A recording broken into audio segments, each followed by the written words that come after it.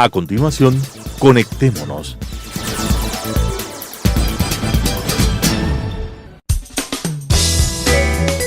Clasificación A. Apto para todo público.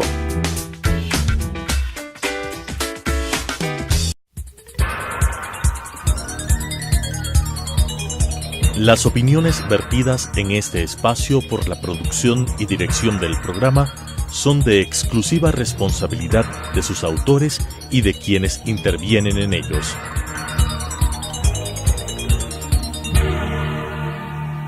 Telesucesos Canal 29 UHF presenta Conectémonos. El presente no es producto del azar. Hay múltiples hilos conductores que nos explican y contextualizan el proceso del desarrollo humano. Sigamos esas pistas y tengamos una mejor comprensión de los cómo y los porqués de nuestras realidades, con la conducción de Alan Cathay. Conectémonos. Conectémonos va a realizar hoy día un viaje en el tiempo. Nos vamos a remontar 100 años atrás.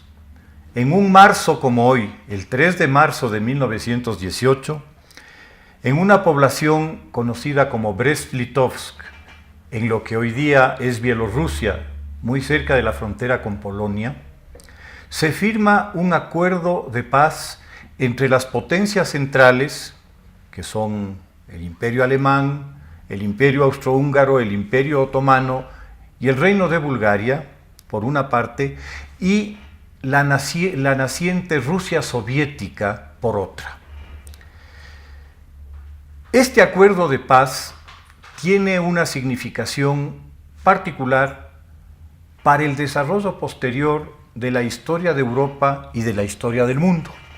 Y para tratarlo, Eduardo Durán, que es un importante conocedor de la génesis de la Unión Soviética, así como del colapso de la misma, nos va a ayudar a entender los alcances de este acuerdo, la significancia de este acuerdo y las consecuencias del mismo. Eduardo, bienvenido, como siempre. Vamos a remontarnos en el tiempo y un poco tratar de ponernos en la mente de las personas que tuvieron que adoptar esta decisión y sus motivaciones. Gracias, Alan, siempre es un gusto estar en el programa. Para una comprensión cabal del significado de este acuerdo de Brest-Litovsk, tenemos que poner un énfasis precisamente por donde tú comenzaste, en el hecho de ser un acuerdo que se suscribe prácticamente en las instancias finales de la terrible Primera Guerra Mundial. Les rogaría poner en este caso nuestra diapositiva número 1, Primera Guerra Mundial, en la cual podemos clarísimamente ver el fenómeno gravísimo de confrontación en el continente europeo que en poco tiempo, entre 2014 y 2017, pasó prácticamente a convertirse lo que era la Gran Guerra Europea en una guerra mundial, aspecto que deterioró sumamente la realidad socioeconómica de Rusia, que es precisamente la que empuja a la suscripción de este tratado. Nos referiremos con más precisión inmediatamente, y también tomando en cuenta dentro de la importancia del acuerdo de Brest-Litovsk está el hecho de que a partir de la suscripción de este tratado se dan todas las vicisitudes que llevan nada más ni nada menos que al proceso de consolidación del modelo de Estado de dictadura del Partido Comunista, que tendrá una incidencia gravitante en el siglo XX. Entonces, en este sentido, nosotros estamos ante un hecho de altísima connotación histórica y precisamente ocurrido en marzo de 1918. Así es, Eduardo, y atendiendo a tu observación, para contextualizar el tema de la firma de la paz dentro del terrible proceso que significó la Gran Guerra, debemos mencionar pues que el Frente Oriental, en el cual se enfrentan por una parte alemanes y austrohúngaros por un lado y búlgaros por otro, contra las fuerzas del Imperio ruso, del Imperio Romanov en ese momento todavía. Es un conflicto que origina unos sufrimientos y unas bajas terribles. Estamos hablando de que en el frente oriental Rusia sufre alrededor de 2 millones de muertos, alrededor de 4 a 5 millones de mutilados, una muy mala administración de la política agrícola y de la política industrial origina una situación de hambruna generalizada en el país. Obviamente esto va agudizando las ya existentes condiciones de resistencia y de rechazo de la gente a un régimen que ve como un régimen totalmente inhumano, despreocupado de la suerte de su población y de sus súbditos, y que está enviando a sus combatientes a la muerte prácticamente sin medios, enfrentándose casi a bayoneta contra un ejército muy bien equipado, muy bien dirigido. Con un gran poder industrial, además, la Alemania de siempre, ¿no? ¿Cómo no? Alemania de siempre. Y esta es la circunstancia que rodea a la situación social al interior de Rusia y cuál es el resultado de esta situación.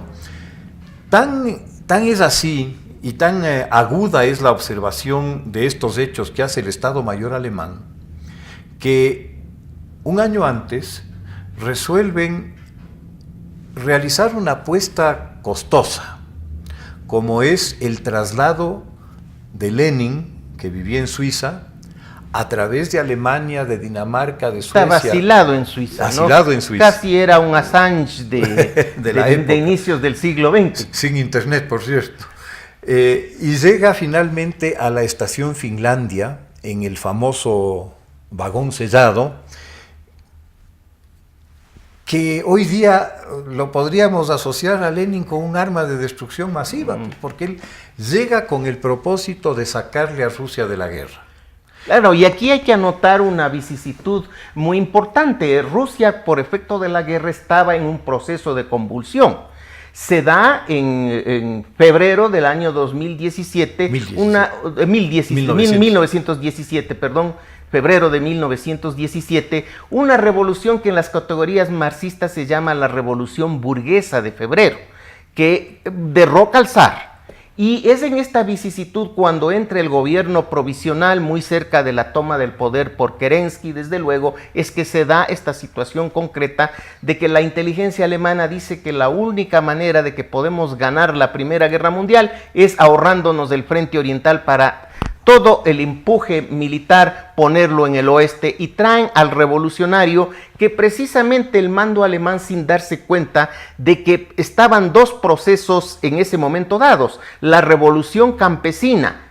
Los campesinos hartados de la guerra estaban en un proceso de eclosión, sublevación, y también los obreros en las ciudades, los soldados disgustados, y eso desemboca en una situación que los marxistas llaman situación revolucionaria, dentro de la cual si no hubiese habido incluso el mismo Lenin, probablemente hubiese acabado Rusia en una situación de anarquía, porque el gobierno provisional era incapaz de manejar esa situación de convulsión social más guerra. Llega Lenin y es que se da este desenlace que estamos analizando ahora.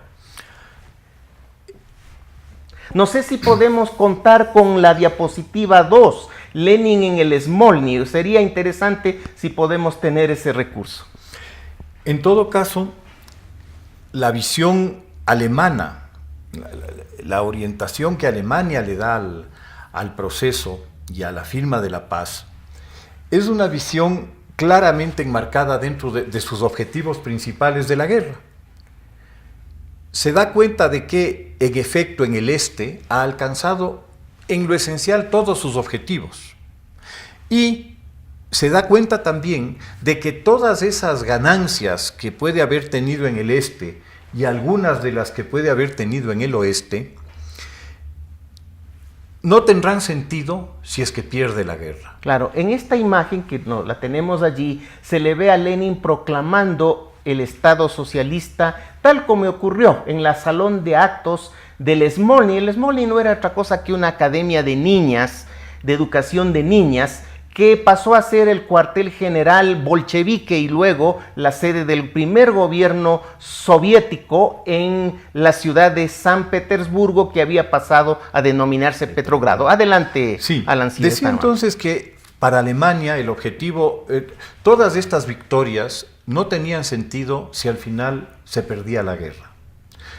Y la única fórmula que Ludendorff encuentra como una alternativa para poder ganar la guerra, dada la condición de agotamiento de los combatientes, tanto alemanes como británicos y franceses. Y ante el riesgo de la intervención americana, que iba a aportar y que finalmente terminaría aportando una considerable cantidad de soldados, de equipos y de armas, además de todo el potencial industrial y económico de los Estados Unidos, que al final del día será que lo que da la vuelta a la balanza, Ludendorff hace una gran apuesta. Firmar la paz en el oriente, en el este, movilizar las tropas alemanas que están represadas en la frontera oriental, en sus bordes orientales, enfrentados al ejército ruso o lo que queda de él, trasladar esas fuerzas aprovechando sus líneas interiores al frente occidental y ganar la guerra antes de que lleguen los soldados americanos de Europa. Esa es la apuesta que Ludendorff Podemos hace. quizá ponerle a diapositiva 1, Primera Guerra Mundial, que nos puede dar sentido del teatro europeo, de acuerdo a lo que estás en este momento explicando brevísimamente. Sí. Si estamos mirando el mapa, el círculo rojo más grande de la derecha es el frente oriental. En ese frente Alemania tiene alrededor de 2 millones de soldados. Y el frente occidental está en el espacio café de la izquierda, que es Francia, en donde además está ocupada buena parte de Bélgica y en donde la línea de trincheras corre desde el Atlántico hasta Suiza. Y esa línea de trincheras, con muy poca variación desde 1914, ha sido el escenario de una sangría monstruosa, en unas batallas terribles sin ningún tipo de imaginación, lanzando a los combatientes en unas condiciones absurdas a tratar de enfrentarse a las balas sin protección de ningún tipo.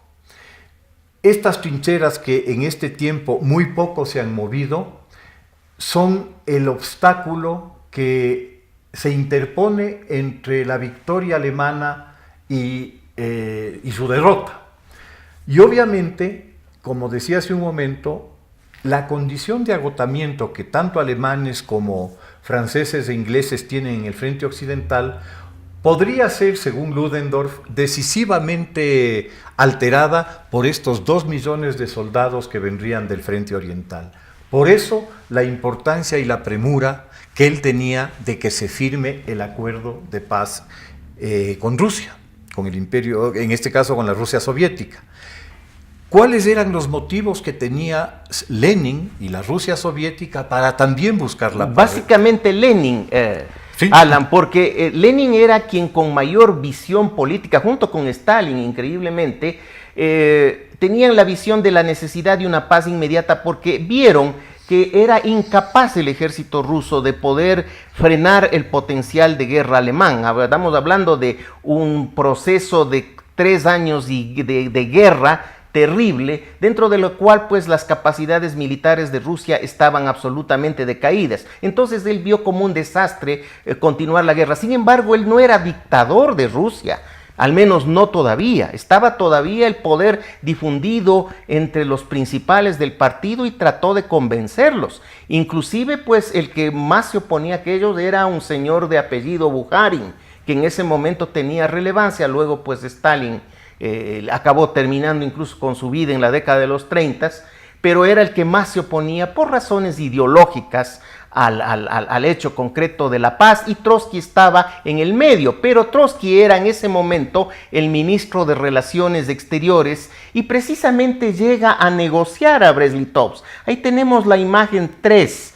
en la cual se le ve pues al señor Trotsky, un revolucionario ruso de larga data, es el caballero de abrigo negro, sombrero negro, que está escoltado nada más ni nada menos que por soldados alemanes, soldados del Kaiser, que le recibían en carácter de principal, de negociador de la Rusia soviética en Brest-Litovsk, y trata de establecer un esquema de negociación para alargar las condiciones. Y esto se inicia en enero, pasa a febrero y se acerca prácticamente a marzo, y el señor Trotsky dilata las conversaciones e incluso le sale a los alemanes con el cuento de que se retira de las negociaciones y no hay guerra ni hay paz, dice, me voy, que era propio del carácter de aquel. Entonces ahí es cuando se produce la gran ofensiva alemana, que lleva pues a la inalterable decisión, ahí sí, del convencido Lenin de que era necesario firmar la paz.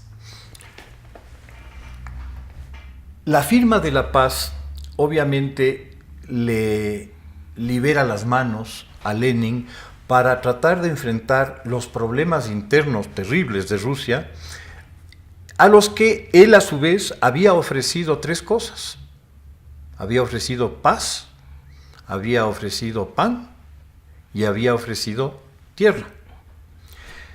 Y esta promesa que Stalin hace a Rusia, Lenin hace a Rusia cuando toma el poder en octubre de 1917, la cumple.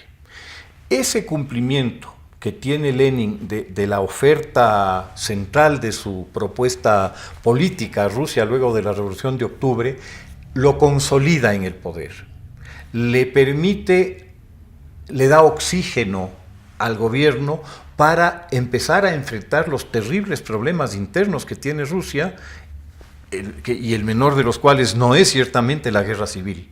Si podemos hablar del tema de la guerra civil un momento, vamos a encontrar que a la propuesta revolucionaria de Lenin se opone una propuesta contrarrevolucionaria monárquica de los grupos que serán conocidos durante la guerra civil rusa como los blancos. Los blancos. Y de hecho, pues si atendemos a la gráfica número 4, Tratado de Brest-Litovsk, podremos ver la magnitud que significó de pérdida territorial para la Rusia soviética, y de hecho será el motivante fundamentalísimo que llevará pues a que entre en una verdadera desesperación el régimen soviético conducido por Lenin, en tal forma de que a partir de la pérdida de todo este conjunto de territorios que incluía Finlandia, que en ese momento estaba en manos de Rusia históricamente desde el periodo de la Rusia zarista, tenemos esta pérdida territorial, tenemos la pérdida de Bielorrusia, tenemos la pérdida de Ucrania, de Moldavia y de una cantidad de otros territorios donde estaban las zonas más ricas de Rusia. Entonces se queda los países bálticos, Lituania, Estonia y Letonia, e incluso Polonia, que en ese momento era parte del Imperio Ruso, se queda con esos recursos, sin esos recursos, y motiva las acciones en vista de la escasez y el hambre que comienzan a sufrir los centros poblados. En este caso ya estamos hablando de Rusia propiamente dicha, como Petrogrado y Moscú, y ocurre una cantidad de hechos de tal manera dados que tenemos cambios trascendentes. En primer lugar, la capital se traslada de Petrogrado a Moscú.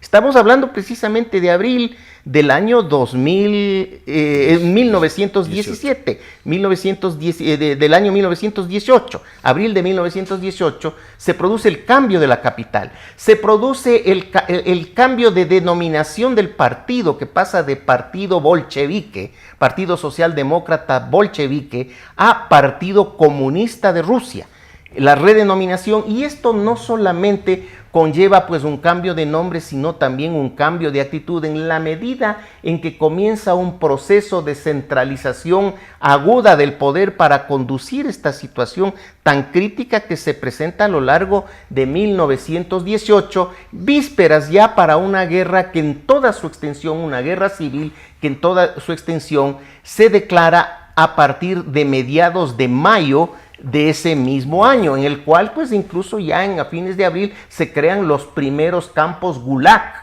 que serán pues creados bajo la administración de Lenin, no de Stalin, y comienza pues realmente un sufrimiento dramático de las clases sociales que ellos consideran opositoras. Ahí hay un dato incluso terrible de que alrededor de 200,000 sacerdotes fueron asesinados, solo entre sacerdotes ortodoxos en este periodo. Incluso pues investigaciones realizadas en la década de los 90 hablan de que muchos de ellos fueron crucificados, y se establece a su vez de que los que no fueron crucificados se los dejó morir en la nieve, es decir, los echaron a la nieve para que la acción del clima, 30 grados bajo cero, les acabe matando, pues. Entonces estamos hablando de graves crímenes que comienzan a producirse, y dentro de lo cual pues comienza a entrar en acción la famosa Checa, ¿no? Que ya había sido fundada, organizada en diciembre de 1917, pero sobre todo entra en acción a partir del Tratado de Brest-Litovsk, que da ya origen a la guerra civil, que comenzarás a hablar, y ojalá podamos tener la gráfica número 6, guerra civil, en la cual podemos describir la magnitud de esta que se produce ya a partir de 1918. Mientras tanto, en el oeste, la ofensiva que Ludendorff lanza en contra de Francia y de la Gran Bretaña, a la que denomina la Friedensturm, la ofensiva de la victoria, la ofensiva de la paz, es lanzada justamente a partir de abril de 1918, y importantes éxitos alcanza al principio. De hecho, nuevamente las tropas alemanas se acercan a Berlín y se produce la segunda batalla del Marne. Esta segunda batalla del Marne... Se acercan a París, perdón. Se produce esta segunda batalla del Marne, que tiene básicamente el mismo resultado de la primera. Es decir, la imposibilidad física del ejército alemán de continuar en su avance y de consolidar las conquistas que ha hecho. Para esto, ya la llegada de las tropas americanas empieza a ser masiva, y además tecnológicamente los ejércitos aliados han experimentado y buscado nuevas maneras de superar la guerra de trincheras y devolverle movilidad al conflicto. Y esto lo consiguen a través del tanque. El tanque de guerra, que había sido así denominado porque para evitar filtraciones de seguridad, cuando se hablaba de estos vehículos blindados, Churchill se refería a tanques como transportes de petróleo, tanques de petróleo, hablaba él.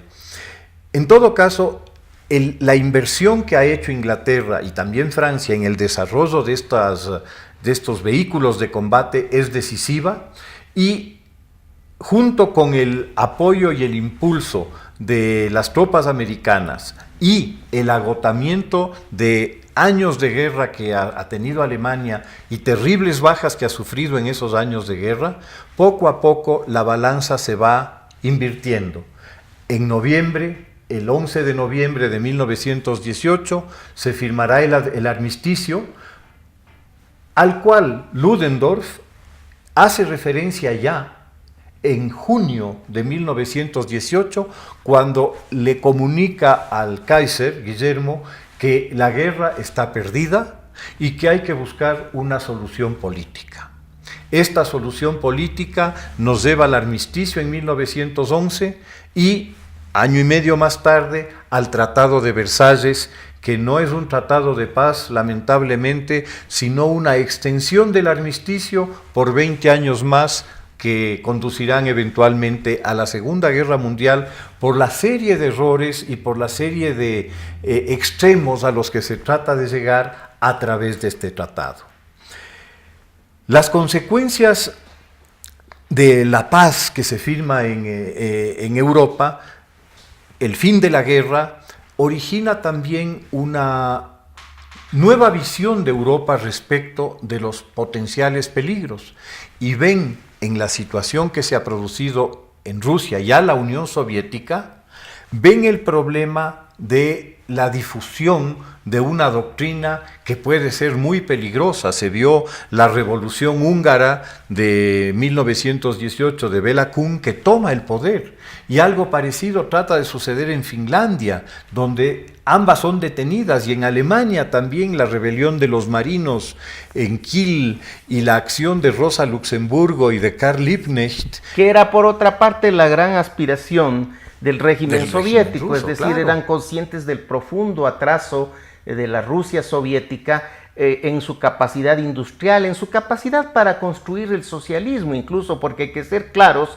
de que la idea central de Marx era de que el socialismo llegaría en sociedades avanzadas, no atrasadas, y su gran expectativa era precisamente que la Europa occidental avanzada se convierta en la verdadera locomotora del socialismo, cosa que no se produce y deviene pues en la necesidad urgentísima de desarrollar industrialmente a Rusia, a lo que se denominará Unión Soviética, y se abre el espacio para la terrible dictadura de Stalin a partir de ese propósito. Correcto.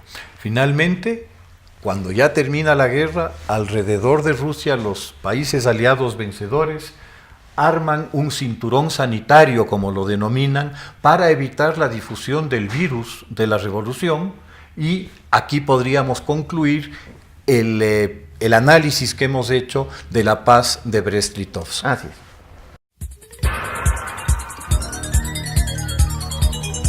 Las opiniones vertidas en este espacio por la producción y dirección del programa son de exclusiva responsabilidad de sus autores y de quienes intervienen en ellos.